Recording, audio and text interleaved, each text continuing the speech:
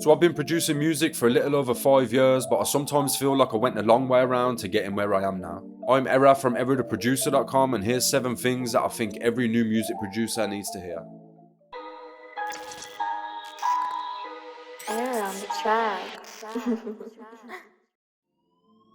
As a music producer, efficiency is key. There's going to be tasks that you carry out in your DAW every time that you make a new piece of music. In FL Studio, one of these tasks is routing all of your instruments from the channel rack into the mixer. And here's where things like templates and presets are going to come in really useful. My template's set up so every time that I open FL Studio, I have 6 instrument tracks, some drum samples so I can get some quick drum ideas down, and then some tracks for basses and effects. Doing this manually during every session won't take the longest time, but when you're in that state of creative flow, the last thing that you want to be doing is routing instruments and color coding tracks. I also like to use bus and send tracks, so I have those set up to the mixer too. All of my instruments are going to be sent to the melody bus, my drums to the drum bus, and so on. This means that when I open FL Studio, I can just start getting ideas down instead of worrying about track routing and color coding. You can make templates for the mixer, the channel rack, individual mixer inserts, and of course VSTs. So if there is anything that you find yourself doing in multiple sessions, then you should definitely go ahead and make a template or preset for it. And I'll leave a link to my FL Studio template in the description in case you want to check it out.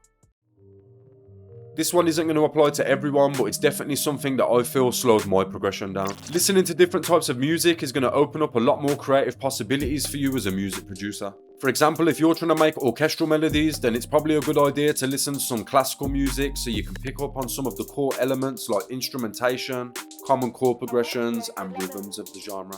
Being from the UK, I grew up on a lot of grime music and became quite stubborn when it came to listening to other genres. It meant that the only music that was inspiring me was grime, and this made it difficult when I wanted to make other types of beats. Now, I'm not saying you should fill up your Spotify playlist with bangers from Beethoven and Mozart, but what I am saying is that you should widen the range of music that you're listening to so you can have new musical ideas that you otherwise wouldn't have had. These days, the internet's full of online resources that can help you learn pretty much any aspect of music production. I would say try and find 2 to 3 channels that you feel actually help you progress as a music producer and just stick to those. When I first started learning music theory, it just seemed like a minefield. I was watching video after video on music theory and nothing was really making sense. As soon as I found the channels that I use as learning material, everything just seemed to click. The one channel that I would tell every new producer to go and subscribe to is Bro Beats. This guy's just found a way to give a detailed breakdown of everything that he's doing while using more simplified terms that are less scary to new producers. Of course, the best way to get better is going to be to just keep making music, so find the channels that work the best for you and just learn your own way. Next, I'm going to talk about VST plugins and their importance. All DAWs are going to come with a set of plugins that can be used to manipulate your sound. Everything from EQ and compression to delay and reverb should be found as stock inside your program. Before you even think about purchasing plugins, you should first familiarize yourself with the free tools that come available inside your software.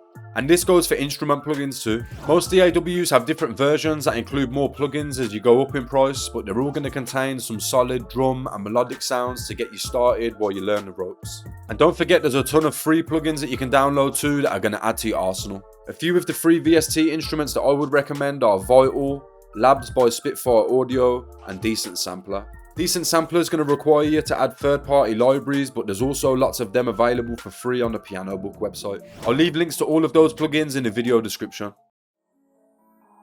These days, the way that you appear online and the way that you go about networking are crucial. First, I'm going to go over online appearance and why it's so important as a music producer. Your social media pages are one of the main ways that new fans or customers are going to see your content or products. Having a profile full of screen recordings of your beats is just not the way to go anymore. Selling beats or sample packs is a genuine business, so having some core branding principles is essential. You want to be able to build familiarity with your audience and let your social media pages show what you're about. Even if you don't want to show your face, you can brand yourself by using certain color schemes or artwork styles, and this is going to help keep some consistency from post to post. Always use your bio to explain a little bit about yourself and use the website field to push people to your website or beat store. Now, the other side of this coin is how you network with other artists and producers. We all know how annoying it is when people just spam YouTube links in your DMs, so you want to make sure that you're starting conversations first. Send them a message and introduce yourself, or ask them a question about the music that they make. Make it seem more like a conversation, and you're going to build a lot more connections or customers than you would just copy and pasting the same link to countless people. Remember that first impressions do last, so this one is very important.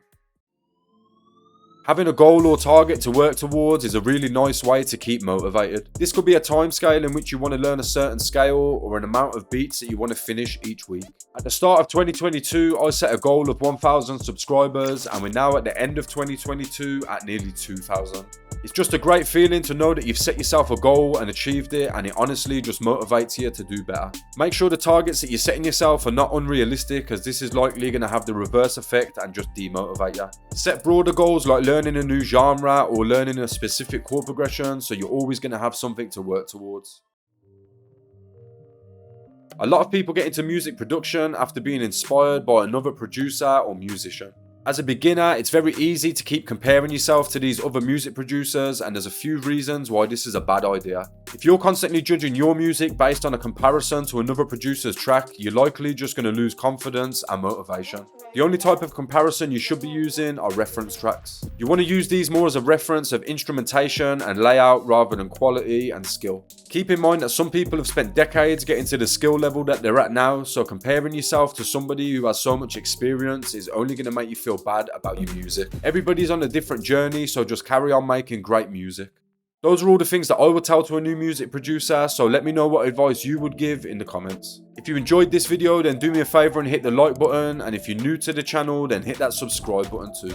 I've just finished a free loop kit that I'll be dropping as soon as I get to 2,000 subscribers, so if you're not already, then make sure that you subscribe. If you'd like to know what's new in FL Studio 21, then I'll leave a link to that video up here. Then I'll just leave a random video from the channel down here.